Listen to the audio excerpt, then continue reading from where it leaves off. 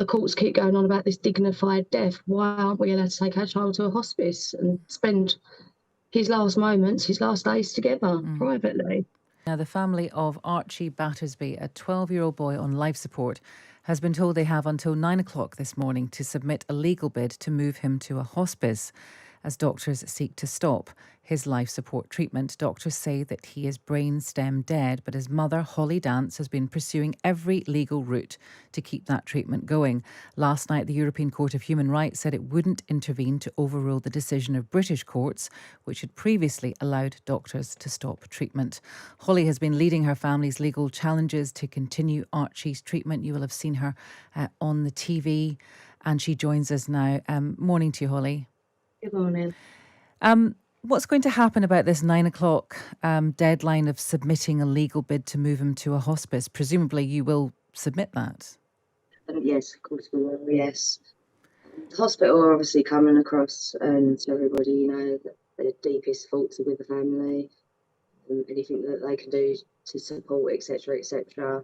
This really isn't the case, and I think that the letter that went out quite sort of late yesterday evening, saying that just again, a bit of a blackmailing letter, you know, you've got until 9 o'clock. Leaving the lawyers again under pressure, which is what this hospital's done from day one of being here, really. Everything's just been so pressured. When you submit the bid to move him to a hospice, that will happen, because there seems to have been some question reading through the notes on this that hadn't been possible before.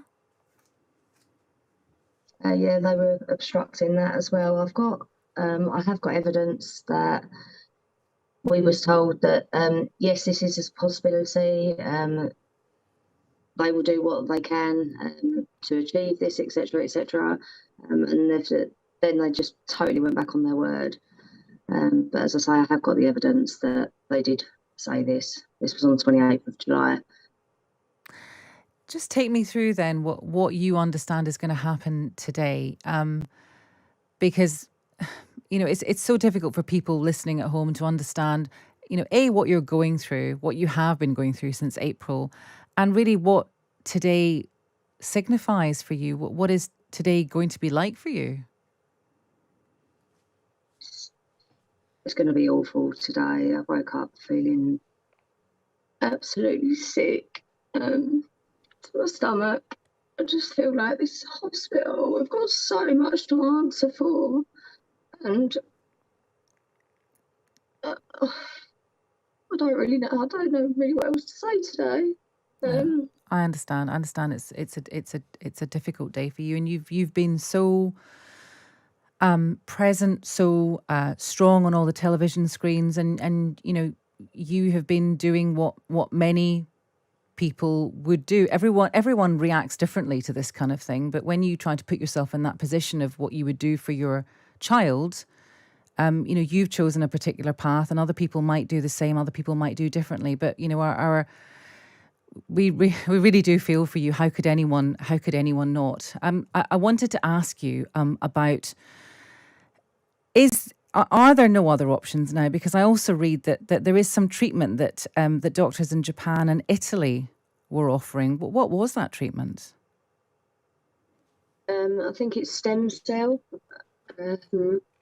Switzerland also do it. We seem to just be so, and the USA, we seem to be so behind in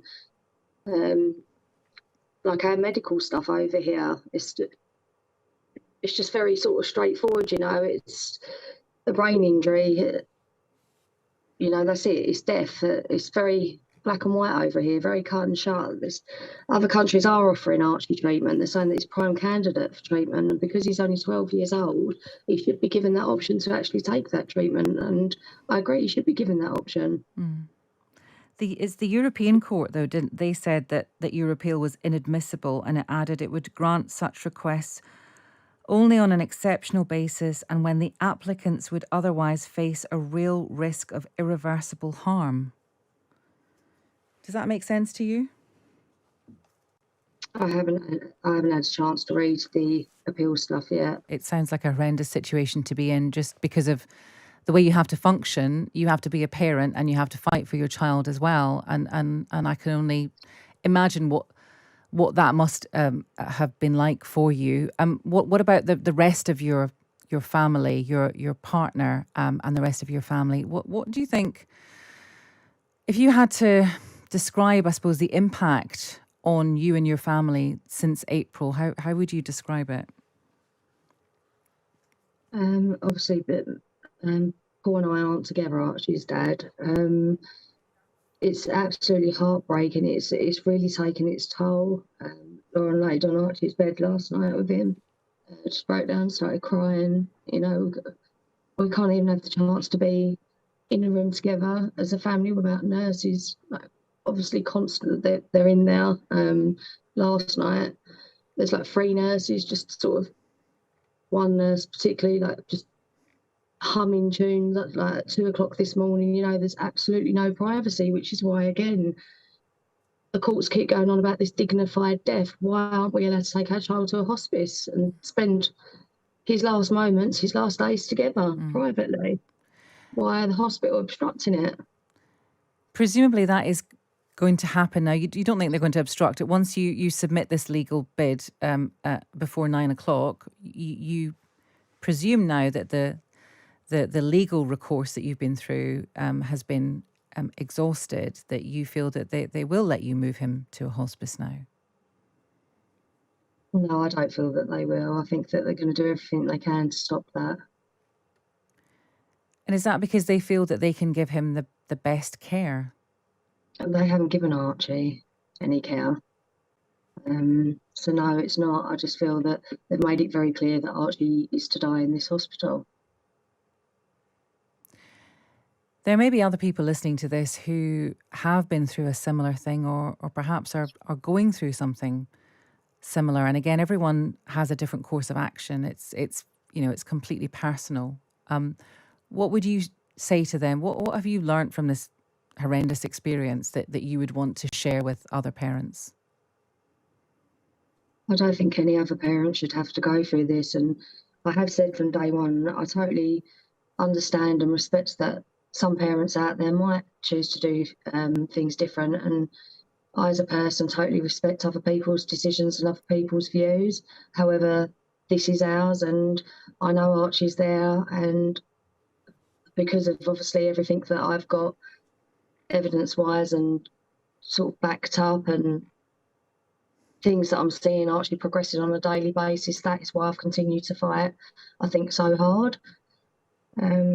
But yeah, I wouldn't want any other parents to go through what we're going through, which is why I have tried to highlight quite a lot of subjects, I think, since we've been here, like the online challenge, you know, and I know that so many people have sat their kids down and used Archie's story to hopefully save their lives, you know, potentially save their lives. So I think that I'm going to continue to make sure Archie's name lives on.